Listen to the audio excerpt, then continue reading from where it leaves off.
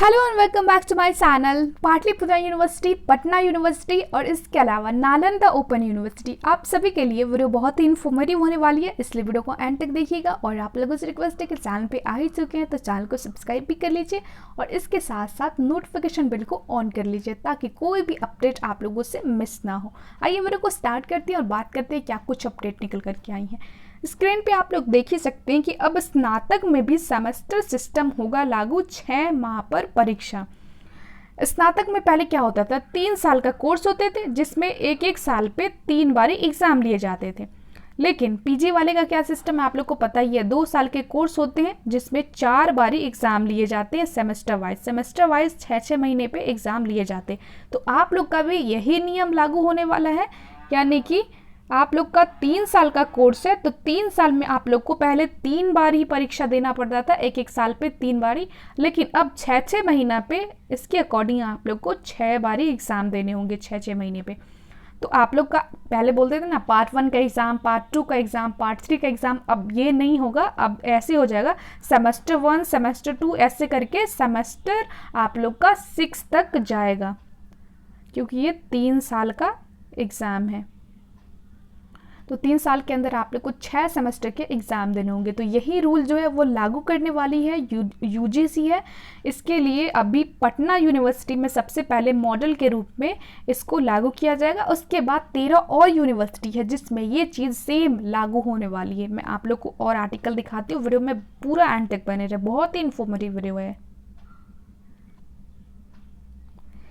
यहाँ पे देख सकते हैं पहले पटना यूनिवर्सिटी में मॉडल के रूप में ये लागू हुआ, फिर इसके अलावा 13 और यूनिवर्सिटी में जिसमें सेम चीज़ें लागू होगी। यहाँ पे एक और चीज़ देके रखे हुआ है कि 3 पेपर की ही परीक्षा होगी। पहले क्या होता था, यानी कि अभी आप लोग एग्ज़ाम देते होंगे, पार्ट 1, पार्ट 2, पार्ट 3 वाले स्टूडेंट होंगे तो आप लोग को 6 एग्ज़ाम कम से कम देने होते होंगे। 2 सब्जेक्ट होते हैं सब्सिडरी के, 2 सब्जेक्ट होते हैं आप लोग के ऑनर्स के, और 2 सब्जेक्ट होते हैं कॉम्पोजिशन के, यानी कि 50-50। अगर आप लोग हिंदी इंग्लिश लेते होंगे तो 50-50, नहीं तो बहुत सारे स्टूडेंट ऐसे होते हैं कि डायरेक्ट 100 मार्क्स का हिंदी या फिर 100 मार्क्स का इंग्लिश ले लेते हैं। तो टोटल मिला के बोला जाए तो 6 सब्जेक्ट होते हैं, किसी किसी के 5 सब्जेक्ट भी होते हैं। तो अब क्या कर देगा, अगर 6 महीने पे एग्ज़ाम लेगा, लाइक सेमेस्टर वाइज एग्ज़ाम लिया जाएगा, तो आप लोग का यहाँ पे देख सकते हैं 6 माह पर परीक्षा होने से विद्यार्थियों को सिलेबस की समझ बढ़ेगी और परीक्षा में आसानी होगी। दरअसल विद्यार्थी को नए सिस्टम के लागू हो जाने के बाद में एक बार में 3 प्रश्न पत्रों की ही परीक्षा देनी होगी, उससे अभी एक साथ 6 पेपरों की परीक्षा देनी होती है। यानी कि अभी मैंने बताया ना कि आप लोग 6 पेपर दे के आते थे, लेकिन अगर ये 6 महीने पे कर दिया गया, यानी कि जैसे सेमेस्टर वाइज एग्जाम लिया जाता था, पीजी वाले स्टूडेंट का लिया जाता है, तो उसी तरीके से आप लोग का भी लिया जाएगा। तो 6 की जगह आप लोग को सिर्फ 3 ही परीक्षा देने होंगे 6 महीने पे। तो हो गया, बहुत ही आसानी हो जाएगी। इससे स्टूडेंट को सिलेबस में भी बहुत ही सहायता मिलेगी समझने में।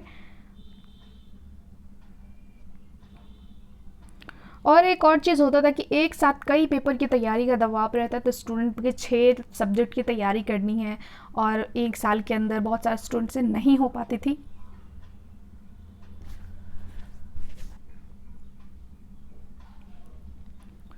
तो एक साथ कई पेपर की जो तैयारी का दबाव है वो भी घट जाएगा, क्योंकि सिलेबस बहुत सब्जेक्ट के ऐसे हैं जो बहुत ही वास्ट है, तो उसके लिए भी स्टूडेंट परेशान हो जाते थे कि इतने दिन के अंदर इतना कैसे कवर कर पाएंगे। तो वो सब भी दबाव आप लोग के ऊपर से हट जाएगा।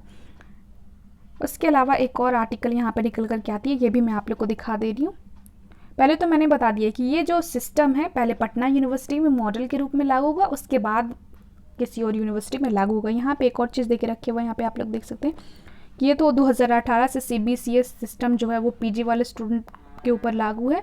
तो स्नातक डिग्री में CBCS सिस्टम लागू करने पर अनुशंसा देने के लिए 3 यूनिवर्सिटी, पटना यूनिवर्सिटी, यहाँ पे आप लोग देख सकते हैं, मैं जूम करके दिखा रही हूँ,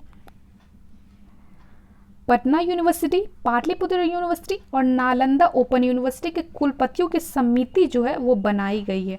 तो इसकी अनुशंसा मिलने के तत्काल बाद इसका जो है वो निवारण निकाला जाएगा और इसको लागू किया जाएगा। फिलहाल अभी पटना यूनिवर्सिटी में लागू होगा। पहले पटना यूनिवर्सिटी के मॉडल के रूप में लागू होगा, फिर अन्य 13 यूनिवर्सिटी और है उसके ऊपर ये लागू होगा। और पटना यूनिवर्सिटी में ये लागू होने ही वाला है। यहाँ पे आप लोग देख सकते हैं 3 साल की जगह 6 परीक्षाएं कराई जाएंगी।